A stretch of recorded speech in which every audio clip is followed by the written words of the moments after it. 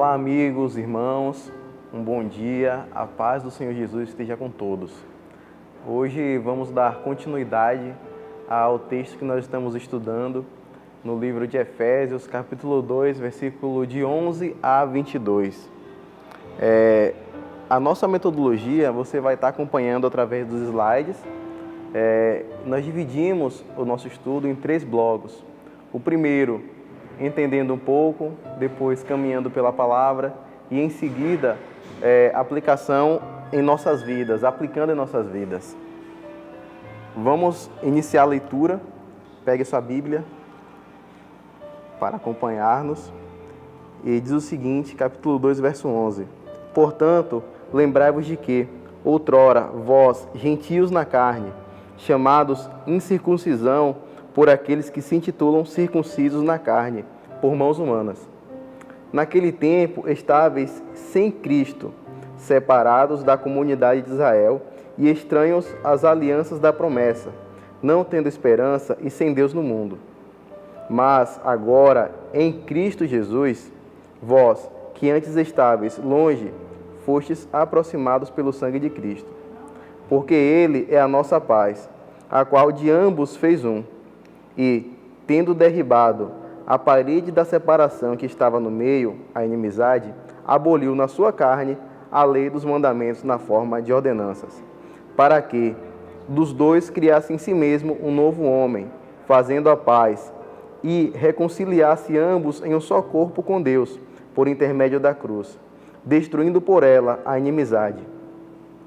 E, vindo, evangelizou paz a vós outros que estáveis longe, e paz também aos que estavam perto, porque por ele ambos temos acesso ao Pai em um Espírito. Assim, já não sois estrangeiros e peregrinos, mas concidadãos dos santos, e sois família de Deus, edificados sobre o fundamento dos apóstolos e profetas, sendo ele mesmo, Cristo Jesus, a pedra angular, no qual todo edifício bem ajustado cresce para santuário dedicado ao Senhor, no qual também vós juntamente estáis sendo edificados para a habitação de Deus no Espírito. Muito boa essa palavra, que Deus nos abençoe nesse momento. Entendendo um pouco, acompanhe no slide aí. Nós temos uma pergunta muito simples e muito interessante que diz o seguinte: como era a igreja no século I? Pelo mapa você vai observar que tem toda a região cinza e a região marrom e a região um pouco roxa. Essa região marrom e um marrom um pouco mais escuro é a região do Império Romano. É toda a extensão do Império Romano na época de Cristo. Essa área roxa é a área onde o Evangelho pôde alcançar, onde Cristo pôde chegar através dos seus discípulos, dos seus apóstolos, através do sangue dos mártires, através do poder de Deus. Se nós observarmos, quase toda a extensão do Império Romano foi atingida pela palavra de Cristo. E essa localização geográfica, ela vai nos embasar no texto para nós compreendermos que a palavra do Senhor, ela foi muito além do Oriente Médio, ela foi muito além de Jerusalém, ela foi muito além de Israel. Ela foi para a maior parte do Império Romano, onde as culturas, as pessoas, os costumes eram totalmente diferentes. A segunda pergunta diz o seguinte: qual é o ponto-chave do texto que nós estudaremos? E a resposta é: a paz de Cristo nos fez um só povo. Nós vamos poder entender a distribuição, no Caminhando pela Palavra, dos 11 versículos que nós lemos. Eles são divididos praticamente em 4 pontos. Dos versos 11 e 12, nós temos os gentios e a sua condição anterior a Cristo. No verso 13, ele mostra a condição atual dos gentios. No verso 14 ao 18, ele fala sobre a ação de Jesus, que Jesus deu, garantiu a justificação. E no verso 19 e 22, o resultado da paz de Cristo. Nos versos 11 e 12, os gentios e a sua condição anterior a Cristo diz o seguinte: portanto, lembrai-vos de que, outrora vós, gentios na carne, chamados incircuncisão por aqueles que se intitulam circuncisos na carne por mãos humanas. Primeiramente, para tentar entender esses versos, nós precisamos responder a 3 perguntas simples. Agora, a gente pode até fazer uma comparação, que é o momento Globo Repórter, que as perguntas são: quem eram os gentios, como era a relação entre os gentios e os judeus, e como era a mente dos judeus, a divisão da humanidade, como era na mente deles, como eles entendiam. E, na verdade, respondendo apenas uma pergunta, ela já embasa um pouco a resposta das outras. Primeiramente, a gente tem que entender que os gentios, eles eram vistos pelos judeus como uma escória. Eles eram vistos como um povo que era diferente, que era inferior. Os judeus tinham na sua mente que eles eram um povo escolhido por Deus. E todos os povos que não fossem judeus eram povos pagãos, eram povos que não eram alcançados pela graça de Deus. E aí a gente responde a segunda pergunta, né, que os gentios eram todos aqueles que não eram judeus. E a relação entre eles não é uma relação muito boa. Estudos bíblicos embasam a ideia, e até a própria Bíblia, de que havia uma distinção, uma diferença muito grande entre os judeus e os gentios, de modo que se um judeu ele entrasse ou ele tivesse qualquer tipo de relacionamento com um gentio, ele era considerado impuro. Se um judeu ele entrasse na casa de um gentio, ele não poderia participar das celebrações que eram abertas, que eram populares, dos cultos ao Senhor. Então, havia um preconceito muito grande por parte dos judeus. Paulo, quando ele começa esse verso, ele começa lembrando aos gentios da condição anterior, antes de Cristo, quando ele fala: olha, lembrai-vos de que outrora, vós gentios. Então, a gente tem aí uma mensagem muito importante, que nós éramos gentios na carne, mas através do conhecimento de Cristo, nós chegamos à possibilidade e à realidade de sermos adotados por Deus e de sermos feitos filhos como Jesus. Ele também fala sobre a questão da incircuncisão por mãos humanas. Essa incircuncisão por mãos humanas, na verdade, ela traz para nós uma ideia de que a incircuncisão ela vem dos homens, mas a circuncisão do nosso coração, ela ocorre a partir do momento que nós recebemos o Senhor Jesus Cristo. E esse mandamento, essa bênção que vem dos céus para nós, é sobre todo tipo de circuncisão que o homem poderia ter feito. Até porque a santidade emana do Senhor. No próximo slide, no verso 12, diz o seguinte: naquele tempo estavam sem Cristo, separados da comunidade de Israel e estranhos às alianças da promessa, não tendo esperança e sem Deus no mundo. Ele fala sobre também a condição dos gentios. Nós temos aí 4 condições. No primeiro momento, nesse verso, ele diz o seguinte, que eles estavam sem Cristo, eles estavam separados de Israel, eles não conheciam a Deus, eles não conheciam as profecias acerca de Cristo, ou seja, eles não aguardavam ninguém, eles não tinham quem aguardar. Os judeus aguardavam o Messias, aguardavam aquele que vem da parte de Deus para liderar o seu povo. Mas os gentios, eles não tinham nem quem esperar, porque eles não tinham conhecimento da palavra. E aí, essa situação de preconceito dos judeus nos leva à tabela que está anexa aí ao slide do placar espiritual segundo os judeus e na segunda coluna como realmente era o placar espiritual para os judeus e gentios. Então nós vemos que os judeus estavam separados, estavam sem Cristo, 0 para eles, os gentios 0 para os gentios e 1 para o judeu. Eles estavam separados de Israel, 0 a 1 novamente, eles não conheciam a Deus, 0 de novo, eles não conheciam as profecias e 0 de novo. E todos os outros pontos, na visão dos judeus, eles eram escolhidos, eles pontuavam. Então, na ótica dos judeus, é 4-0. Ou seja, os gentios não estavam com nada e os judeus estavam totalmente perfeitos. Mas, quando nós olharmos a coluna lateral, nós vemos a visão de Deus, onde todos, sem o novo nascimento em Cristo, estão iguais. E essa é uma realidade para nós. Não adianta o que nós possamos e que nós viemos a fazer. Sem Cristo, o nosso placar é 0, porque Ele é o autor e consumador da nossa fé. No verso 13, ele fala sobre a condição atual. Diz o seguinte: mas agora em Cristo Jesus, vós que antes estáveis longe, fostes aproximados pelo sangue de Cristo. Então nós temos duas situações. A primeira é que ele afirma aqui em Cristo.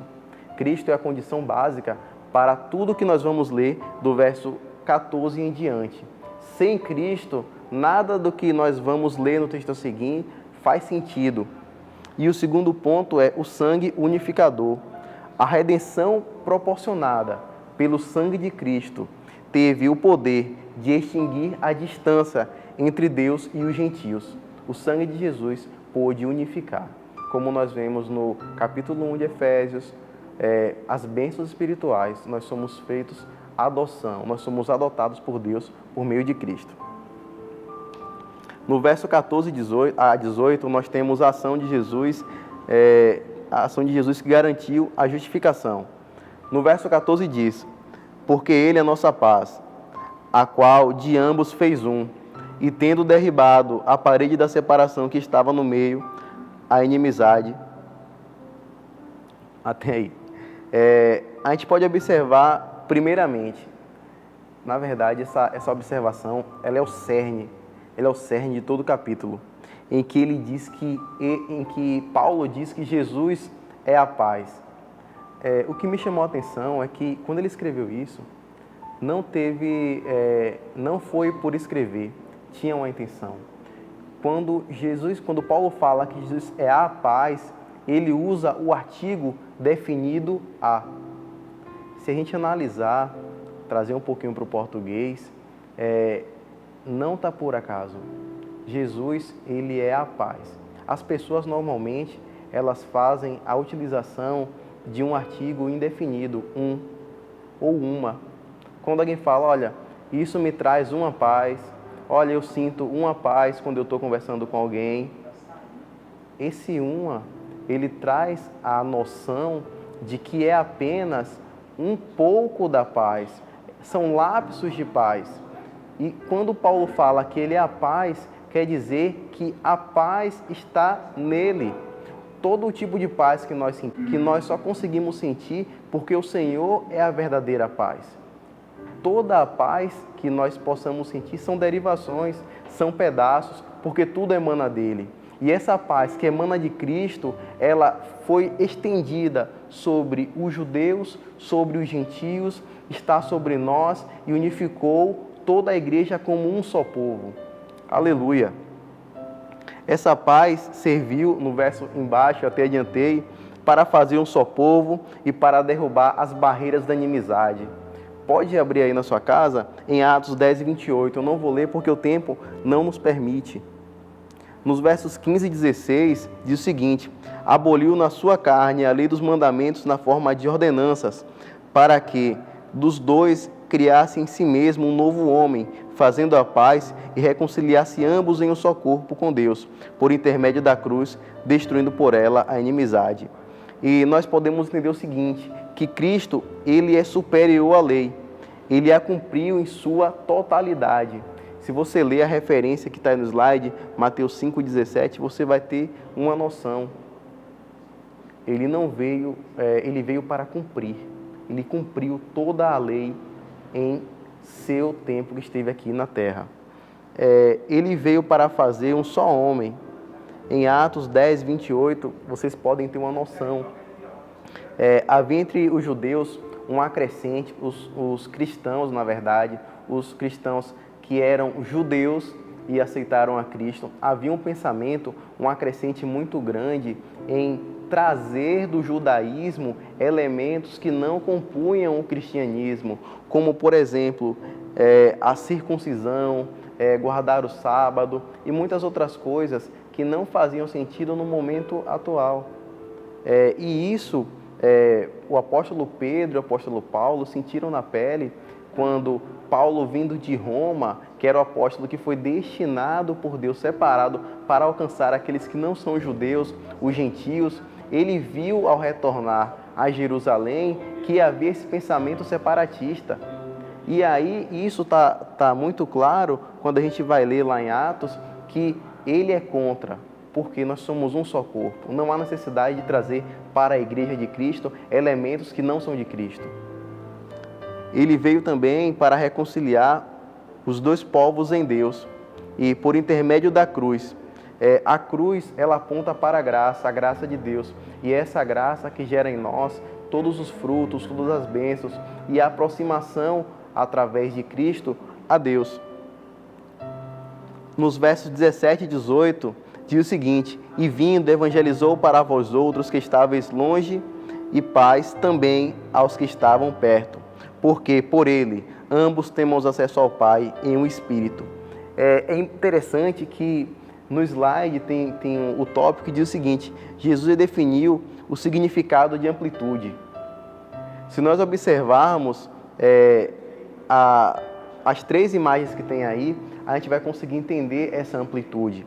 Porque no texto fala que ele evangelizou e ele alcançou os que estavam perto e os que estavam longe. A ideia do texto aqui, a mensagem principal, não é uma ideia de perto e longe literal. Não é a distância. É perto de Deus ou longe de Deus, longe do Senhor. É uma visão espiritual. Jesus veio para alcançar aqueles gentios que nem conheciam acerca de Deus, mas através do ouvir o seu testemunho, ouvir a palavra de Deus, puderam se achegar para perto de Deus. Então, ele mudou o conceito. Quem estava longe, quem não conhecia acerca do Senhor, acerca do ministério de Deus, pode chegar para perto, pode ter uma comunhão. Mas nós podemos também trazer agora, mudar a esfera e trazer para o sentido literal. Porque Jesus, pelos seus membros, pelo seu povo, Jesus a mensagem dele pôde alcançar desde a Grécia, a Mesopotâmia, a Ásia Menor, a África, o Egito, a Inglaterra. E alguns estudos dizem que Paulo tinha até a intenção de ir para a Espanha. Não sabemos se ele foi, mas a palavra chegou. Então Jesus ele consegue mudar o conceito de amplitude. E aqui nós temos o significado de amplitude e de conexão. Nós temos aqui embaixo duas palavras, amplitude e conexão. Dessas palavras tem uma setinha que mostra uma cruz. Então a amplitude de Deus, ela faz com que, a amplitude da palavra de Deus faz com que Jesus possa alcançar todos os homens. A mensagem horizontal da cruz de Cristo é que a graça de Deus pôde chegar a todos os homens, independente de cor, de raça, de país, de nação, de ideologia política. A mensagem de Deus, ela é sobre todos. E a mensagem vertical da cruz é de Jesus com Deus, onde ele consegue estabelecer a conexão entre os homens e Deus. E na seta seguinte nós temos aí um símbolo de atualização, onde tem a mensagem que diz o seguinte: as definições em Cristo foram atualizadas com sucesso. Então a mensagem, resumindo, que nós temos é que Jesus mudou o conceito de amplitude, onde ele é sobre todos os homens, ele alcança todas as nações, todas as pessoas. A questão de conexão, que só ele pode conectar o homem com Deus, que passa para a cruz, mensagem horizontal e vertical, e atualizou as definições que os gentios tinham. Nos versos 19 a 22, fala sobre o resultado da paz de Cristo. No 19 diz: assim já não sois estrangeiros e peregrinos, mas concidadãos dos santos e sois famílias de Deus, onde tanto gentios como judeus perdem as suas características, né? Os judeus como peregrinos e os gentios como estrangeiros, como pessoas que não conheciam acerca de Cristo. E nesse verso também a gente pode ter uma noção, a gente tem a emissão do nosso passaporte, onde nós, gentios, ou o povo antigo também, que era gentio, eles em Cristo, eles têm a emissão do passaporte e são considerados concidadãos dos santos, concidadãos da Igreja de Cristo. E eles são considerados também família de Deus. No verso 20 e 21, diz o seguinte: edificado sobre o fundamento dos apóstolos e profetas, sendo ele mesmo, Cristo Jesus, a pedra angular, no qual todo edifício bem ajustado cresce para santuário dedicado ao Senhor. Então, tem alguns aspectos que é importante a gente entender. Primeiramente, nós somos edificados, nós somos colocados. A Bíblia diz que ninguém pode pôr um fundamento sobre o qual já está posto. O fundamento da nossa fé já está posto. O fundamento da nossa fé morreu por nós na cruz do Calvário e ao terceiro dia ressuscitou. O nome dele é Jesus Cristo, o Filho de Deus. Ele é a propiciação dos nossos pecados. Ele é a pedra angular. Traz sobre os gentios todo o legado e o peso histórico. Os gentios, que eram estrangeiros, que serviam a outros deuses pagãos, que não conheciam nada acerca de Cristo, eles são adotados e recebem toda a herança apostólica dos profetas e são feitos filhos de Abraão. Isso é muito poderoso. É uma palavra muito poderosa. E, por último, Cristo, a pedra angular. No santuário do Senhor, a gente tem o próximo slide, que fala o seguinte: no Éden, Deus falava com o homem. No deserto, Deus andava com o povo de longe, de cima, acompanhando. No deserto também, Deus habitou em tendas e tabernáculos. E no reino de Israel, Deus habitou no templo de Salomão. A gente pode ter uma noção da trajetória do caminhar de Deus com o seu povo ao longo da história da humanidade. Mas isso é apenas a preparação para o que estava por vir, para passar para os gentios. Olha, Deus conduzia dessa e dessa forma. Mas agora, o que o Senhor tem para nós, no verso 22, fica bem claro que diz o seguinte: no qual também vós, juntamente estáis sendo edificados para a habitação de Deus no Espírito. Então, Deus, ele conduzia dessa forma ao longo da história, mas em Cristo fica bem claro no verso 22 que há uma mudança de paradigma. No verso 22, o próprio Deus habita em nós. Nós somos o santuário do Senhor. Quando estamos edificados em Cristo, a pedra angular, nós passamos a ser o templo do Espírito Santo de Deus. O próprio Deus habita em nós. Deus não habita em templos feitos por mãos de homens. Está mais embaixo aí do slide, em Atos 17, 24. Mas Ele deixou a sua glória para habitar dentro de nós. Aleluia. Deus, Ele pode habitar no meio do seu povo, dentro do seu povo, dentro de nós. E agora nós vamos, aplicando em nossas vidas, responder essas 3 perguntas muito importantes. A primeira diz o seguinte: quais foram as lições aprendidas hoje? O que é que o Senhor comunicou ao seu coração?